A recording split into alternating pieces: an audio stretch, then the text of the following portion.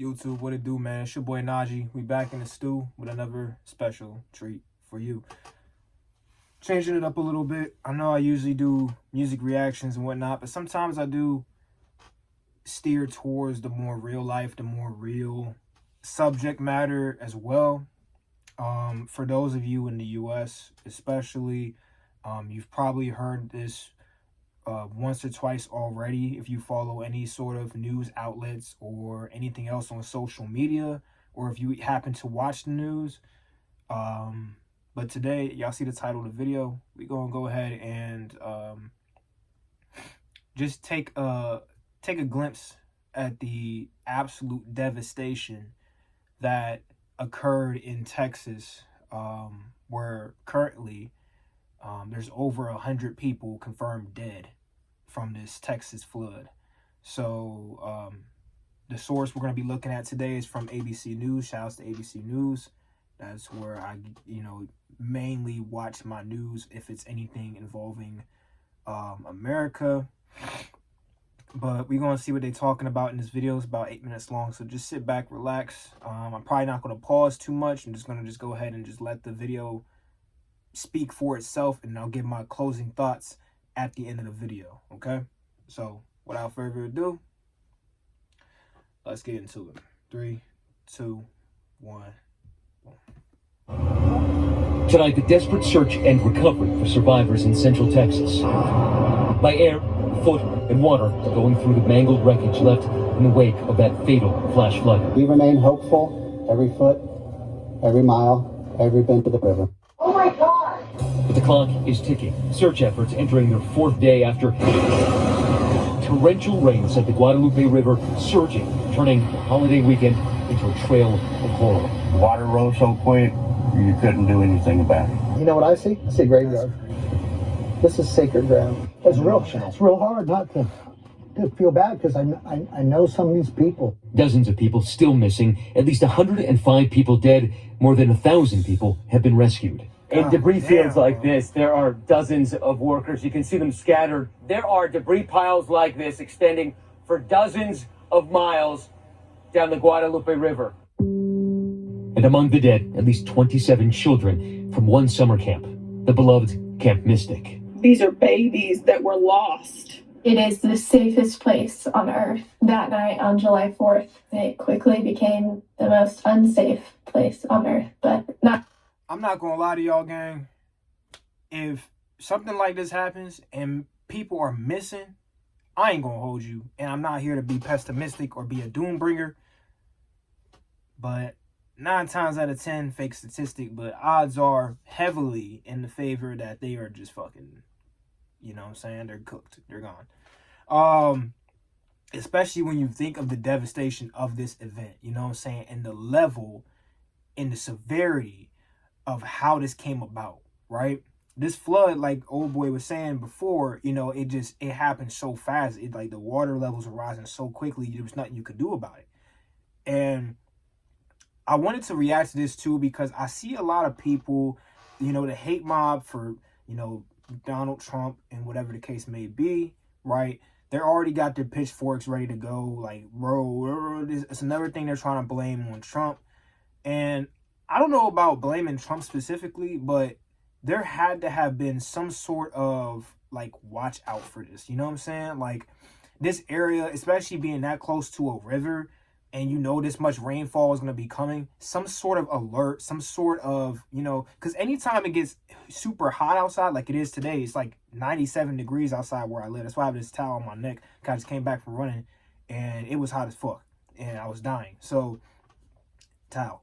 But anytime there's extreme heat or there's a chance that there's a flood watch, there's a severe storm alert, there's a excessive heat alert on my phone, anything like that. They do it on the news, say, watch out for this, there's some sort of heads up or, warning. But for this, and I'm not sure if that's the case for this, from what the residents have been saying and for what people have been saying on social media, there wasn't much warning for this. There wasn't much heads up for this. This just kind of just blindsided all these people. And as you can see, the reason the death toll was so high and the reason that the the amount of rescuees is high and the amount of missing is high is because people were genuinely caught off guard by this. And so, yeah, man, it's just super sad to see this shit, bro. But yeah, hopefully it's contrary to what I believe. I believe that the missing are technically just gone, but hopefully it's contrary to that belief. But let's go ahead and get back into it. Not just Mystic, the whole hill country. Now the stories of their heroism And there was, 200 kids looking to someone for some sort of comfort and safety. and survival. We saw all of the other camps destroyed, obliterated. Plus, questions being raised about emergency warnings. Damn, why Could you more read like lives that? have been saved in the second deadliest flood in Texas history? We know we get rains, we know That's the river terrible. rises, but nobody saw this coming. Texas Hill Country, known for its majestic beauty, has been home to several summer camps for generations. But it's also been dubbed Flash Flood Alley. This area of Texas is called Flash Flood Alley because of its steep terrain, its shallow soil, and the numerous high-intensity rainfall events that happen, especially because of its proximity to the Gulf and getting moisture even from the Pacific.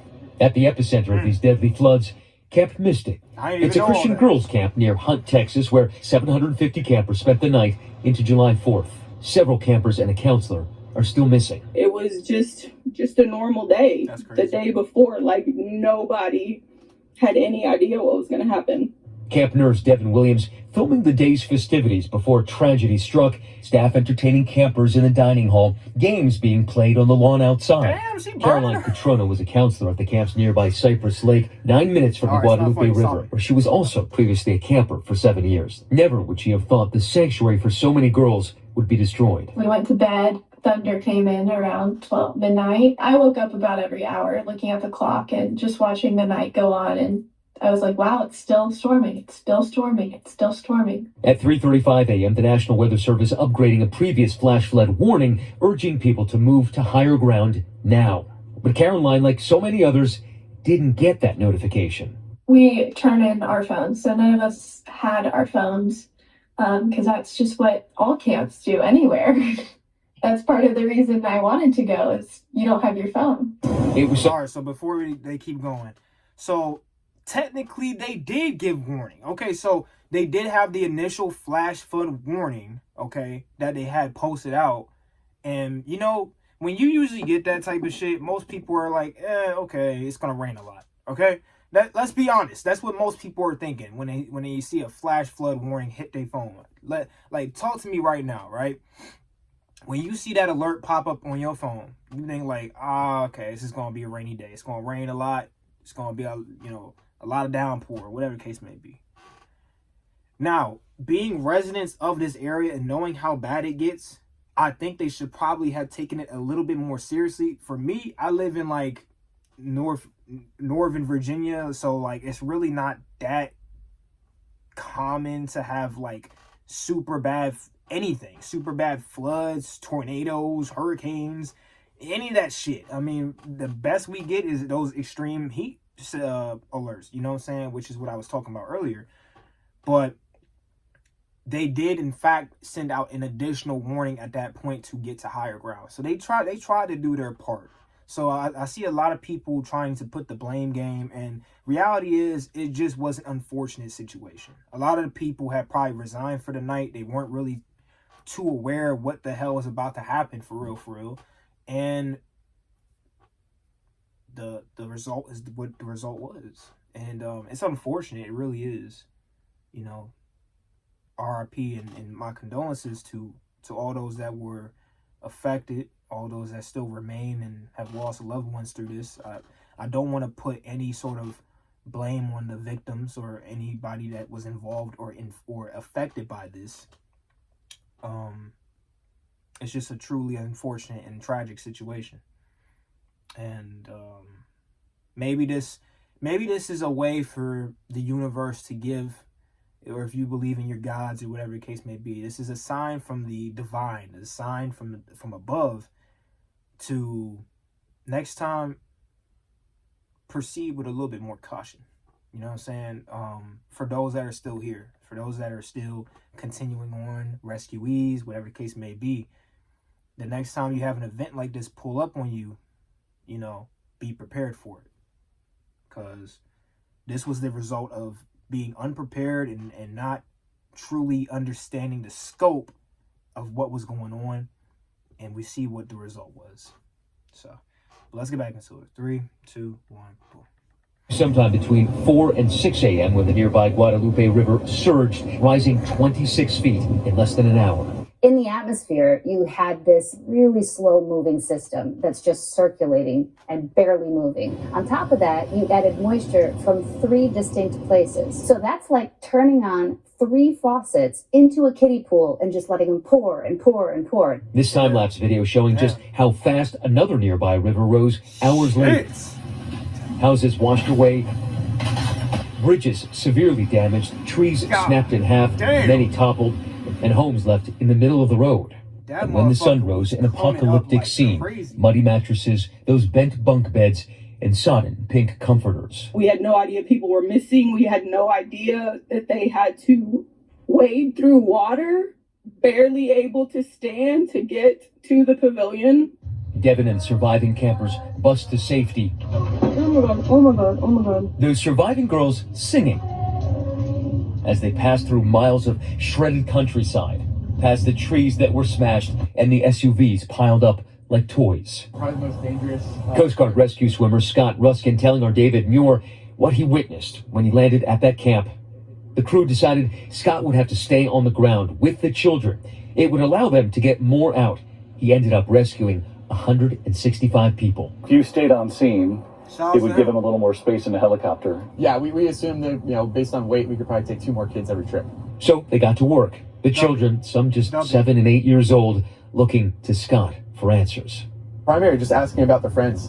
They wanted to see if I knew anything about their friends, show me pictures, do whatever they could to try to find their friends. And I just told them, I was like, hey guys, I don't know where they are.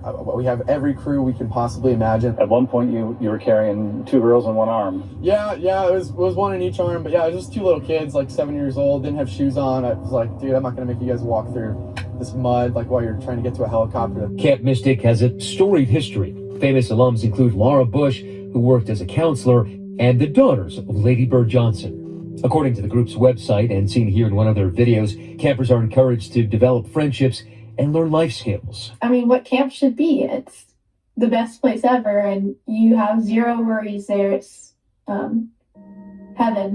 Now Caroline and the community are mourning their own and praying for those missing. The families of twin sisters Hannah and Rebecca Lawrence saying in a statement, Hannah and Rebecca gave their parents John and Lacey and sister Harper and all in our family so much joy. They and that joy can never be forgotten. The father of Kellyanne Lytle, who is still missing, releasing this video of her singing The Reindeer Rock at a recent Christmas pageant.